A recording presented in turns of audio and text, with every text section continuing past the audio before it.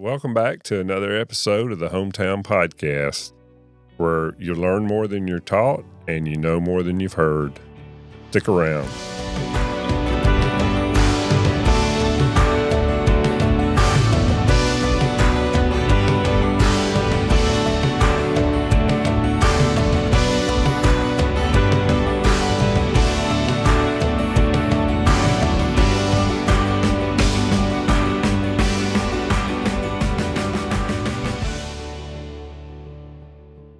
Today we got another special guest, Samuel Bresnahan.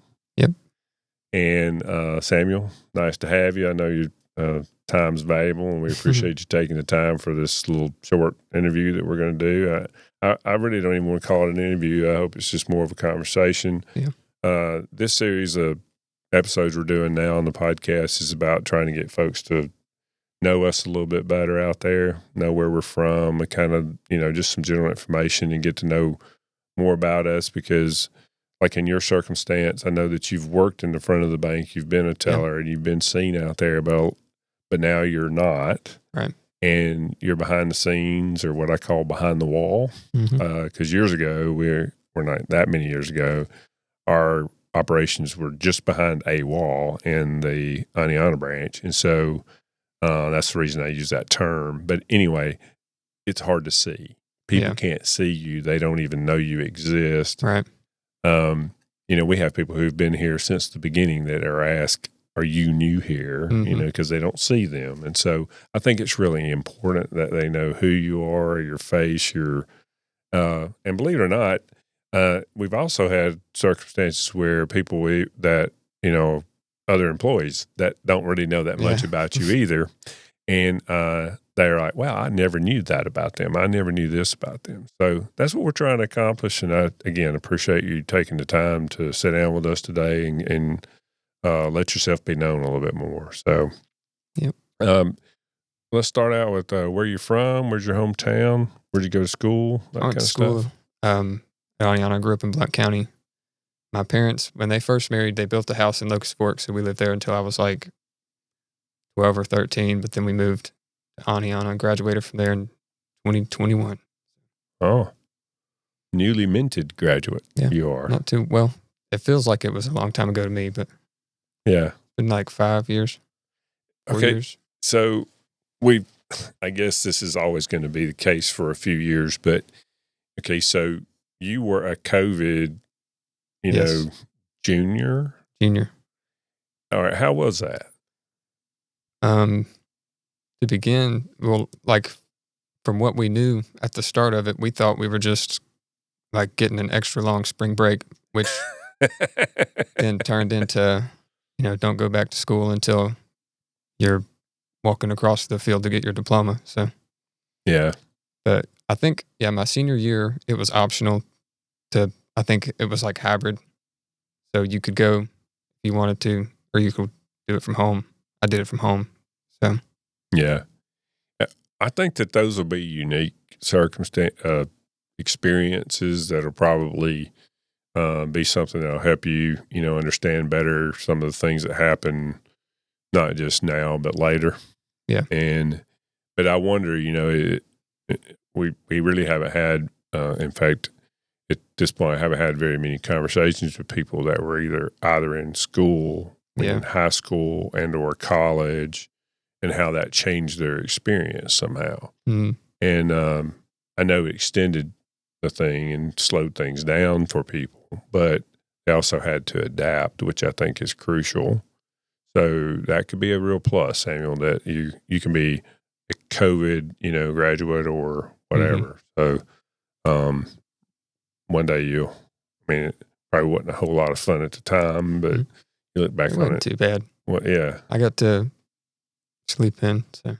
Yeah, you got to sleep in. You got adapted to it. Yeah. And, you adapted your time frame to its time frame, and all that worked out. So, well, what about brothers, sisters? Yeah, I'm the middle child. I got an older brother and a younger brother.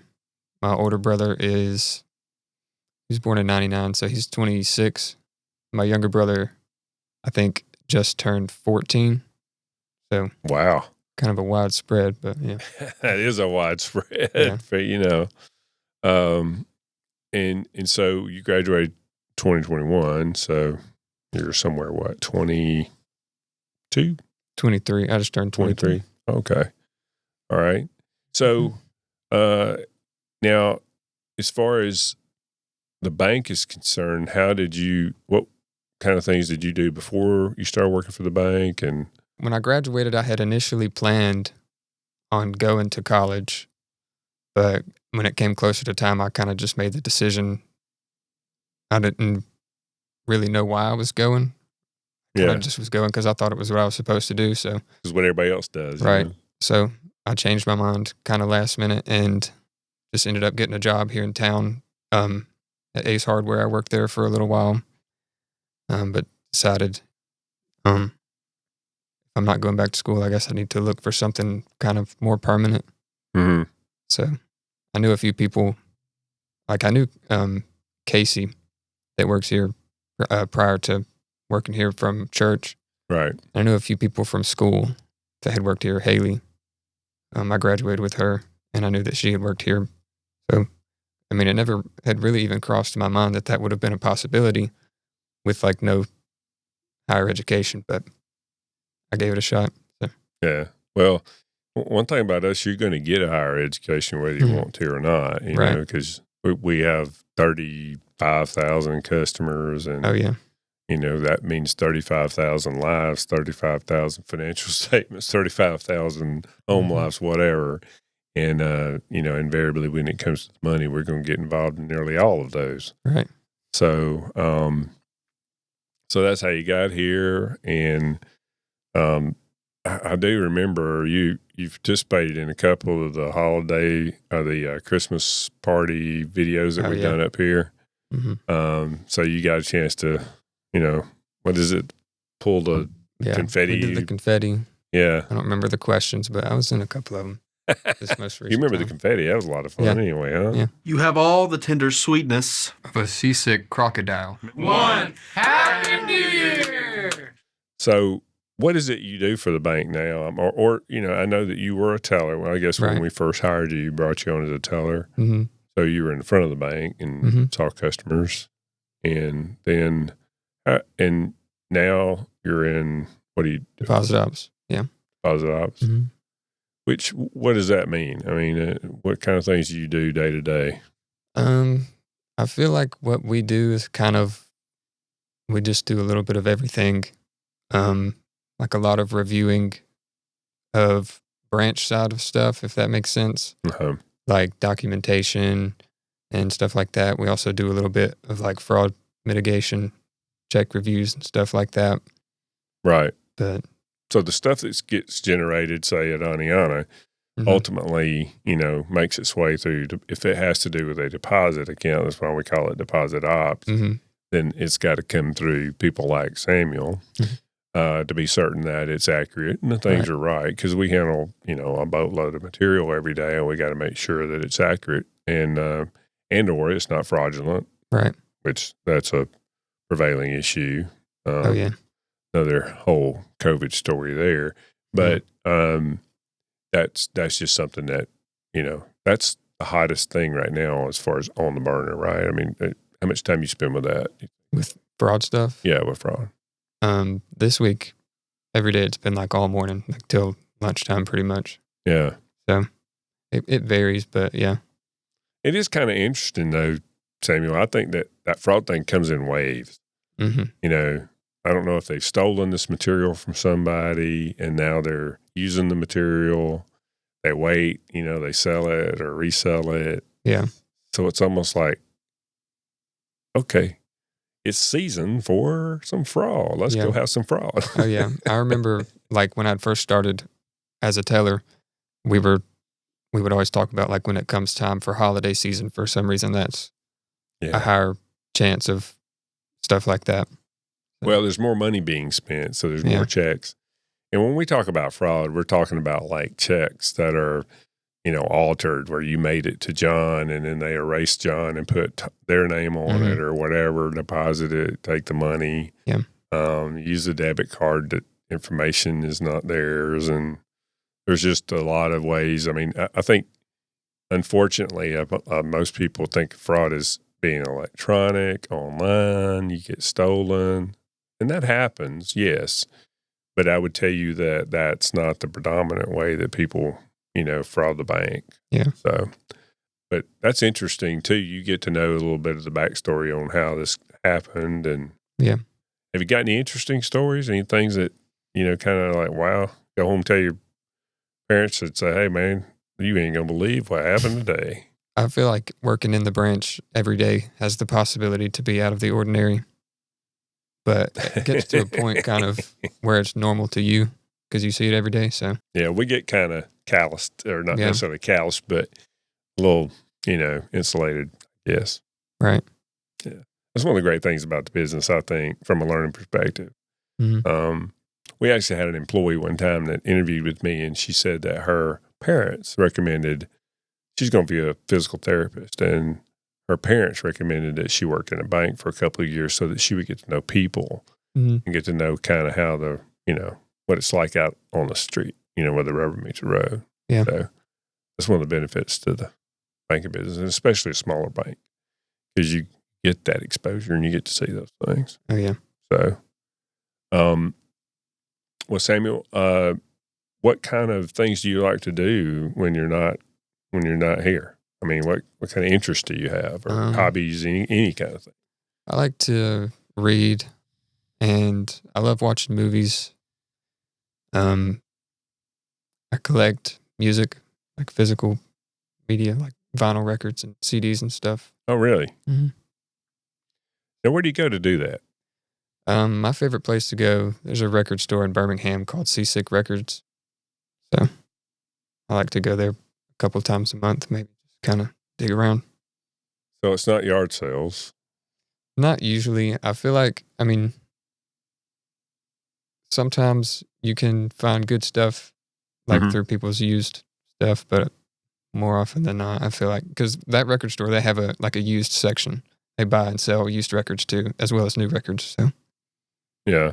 But, is it kind of like playing cards? I mean, like, yeah, I guess. You know what I mean? Like baseball cards or whatever? I guess, yeah, in a sense, they're similar where certain more like rare items could be worth more.